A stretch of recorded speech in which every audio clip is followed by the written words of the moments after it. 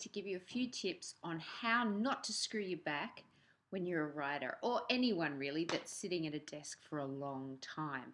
I've been sitting at a desk for 25 years writing all my books, and there were periods where basically I couldn't sit at my desk because sitting at my desk caused quite a few problems. I had a very, very bad case of sciatica that went from my lower back all the way down to my ankle, took my legs out from underneath me, and for months and months I couldn't sit down to write, and I was on a deadline, which made it even worse. So I really had to come up with some fairly creative solutions of how to fix this back. And I did chiro, I did physio, and none of it was a long-term solution. It would ease it up at the time, but even driving back from the physio, I was getting pain all the way up my leg because I was using, the very muscles that were that was seizing up. So I was just doing more damage on the way home. So I had to figure out ways at home to actually make it better. And then once I did have it better, how to not come down with it again. So today I'm going to be talking about a few simple tools, cheap, simple tools that you can use to keep your back in good shape. I'll also be talking about the chair you're sitting on. That's going to make a lot of difference. And the desk you're using, because I don't use a normal desk anymore. One of the greatest pleasures of being a writer is being able to write in your gym jams, in bed. Yeah, that's me. Calvin Klein, leisure wear, write in bed. Absolutely 100% of the time, and I never get a sore back. So let's go.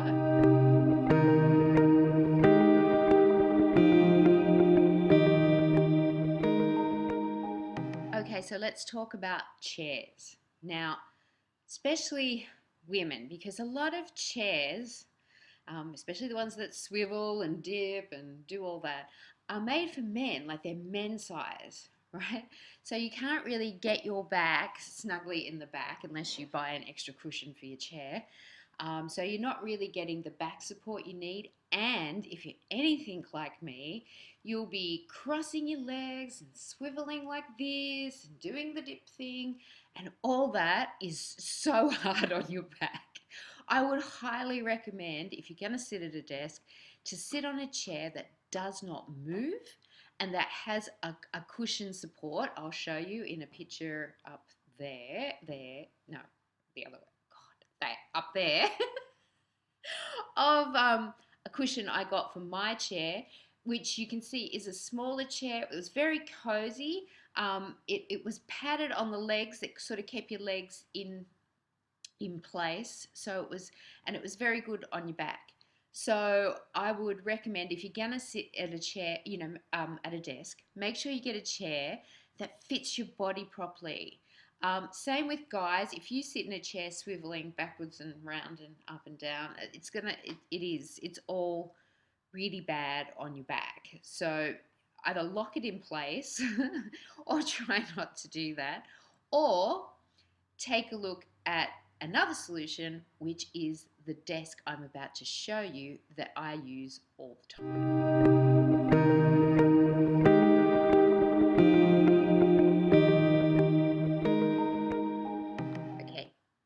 A bit lower because I've taken my desk out so I can show you. I also use it, when I'm on a desk, flat at a table. But this is the desk here. Now, it's excellent for writers because not only is it excellent, like this is the mode I would have it on sitting on a desk. It's just slightly up. Okay, so your computer is at face height. Okay, so you're not bending down to look at your computer, which is very important. That's going to save your neck from getting sore. If you were using it on a bed, like I always do, then you can just adjust this like so, and you get like, oops, and then you get like, bed height so that your legs can sit underneath it. Your computer goes up there. I'll show you my setup in a picture in a second. And And yeah, and there's a million different ways you can use this, because I'll put a link to an ad and it will probably show you all the different ways. But you can use this on a lounge, you can use it on a bed, you can use it on a desk just to get your computer up to face height. Again, this will cost you, probably set you back about $30, and it will save you a fortune in chiropractic and physio. As a writer, it's very important to have the right desk, and this thing has saved my life. This desk, I'm still going on about this desk because it's just so brilliant, is so good, is because you can use it like this.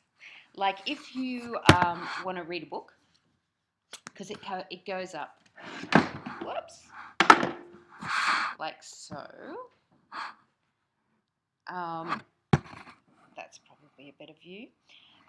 It goes up like so, so that if you have to read manuscript, for example, you don't have to be holding the pages up trying to correct. You can correct on there. If you need to read a book in bed, saves you having to hold up the book. It's just brilliant. Not only that, you can put a nightlight. You can clip a nightlight to the top of it too if you need extra light coming down over your desk. Just can't say enough about it, really. So that's the little desk, which is brilliant. Go get one.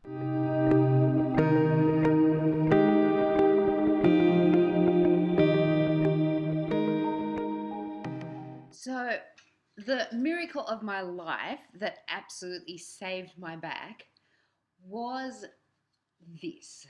This is a back stretcher, and it has 3 levels.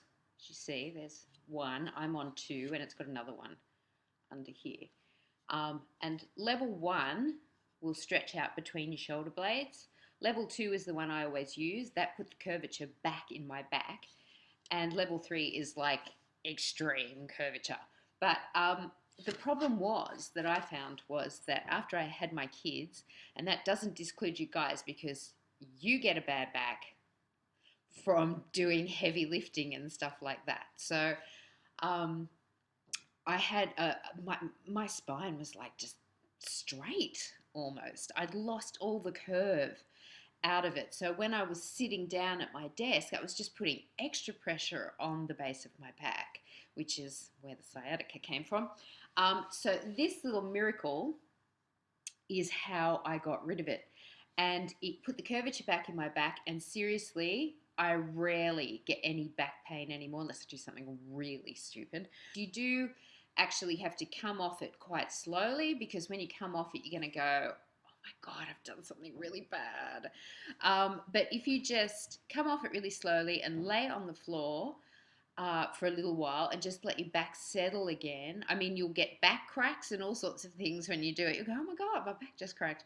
And you just lay on the floor calmly for a little while and then come up slowly. You will get up and you will go, oh my God, that feels so much better. I've had a friend come in with back pain and just, 10 minutes later, no back pain. So yeah, it's a really amazing little device. It will cost you about, $30 on eBay. And I mean, it cost me 4 times that to go to the physio once, and no painkillers required, or no anti-inflams or anything like that, just to get home, because you can do it at home. So, yeah.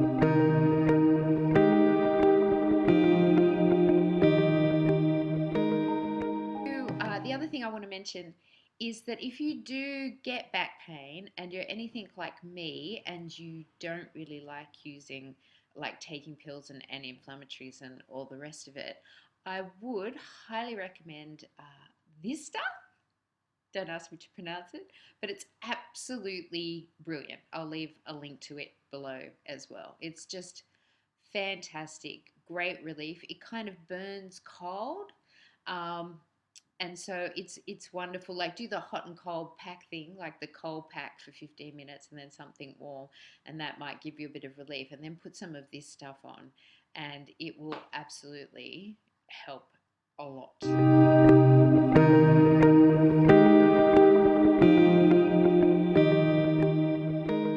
Exercise can be a dreaded word for some writers, because we're creative beings and we don't really want to get up and walk away from what we're doing. But it is really important for your back that you do get up and take breaks. Get out for a walk, even if it's a short one, it's going to help loosen up your muscles. I personally do a combination of walking, I do yoga, and I do Pilates. I was fortunate to have a friend who put together a program for me. You don't have to go out and do a class. There's plenty of great online instructors on YouTube. They do anything from little 5-minute stretches to half-hour workouts to longer workouts. So be kind to yourself. It will help stimulate your imagination, especially if you have writer's block. So not only will your body be thanking you, but your story will be thanking you too. So, in closing, I'm just going to state the obvious and say, well, I'm not a doctor. I am only handing on advice that has worked for me. If it doesn't work for you, that's fine. Go see your doctor, go see your chiropractor or your physio.